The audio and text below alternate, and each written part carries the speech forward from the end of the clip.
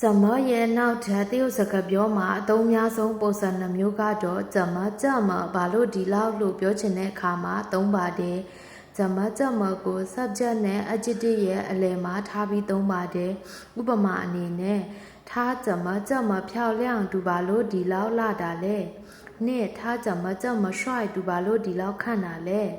3孩子怎么这么可爱ကလေးဘာလို့ဒီလောက်ချစ်စရာကောင်းတာလဲ4你怎么这么好နင်ဘာလို့ဒီလောက်ကောင်းလာလဲ5你怎么这么努力နင်ဘာလို့ဒီလောက်ကြိုးစားတာလဲနောက်အသုံးပြုပုံတစ်မျိုးကတော့怎么ရဲ့ရှေ့မှာ不知道ထည့်ပြီးတော့ဘယ်လိုလုပ်ရမလဲမသိဘူးလို့ပြောချင်တဲ့အခါမှာသုံးပါတယ်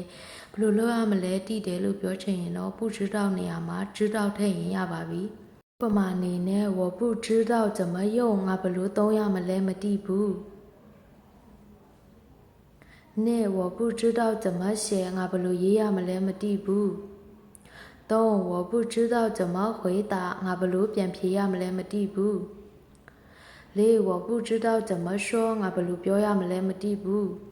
5我不知道怎么做ငါဘယ်လိုလုပ်ရမလဲမသိဘူးအားလုံးတော့ကြိုးရှိမယ်လို့မျှော်လင့်ပါတယ်ဒါဆိုရင်နောက်သင်ခန်းစာမှာထပ်တွေ့ကြပါမယ်နော်ကြာကြံ့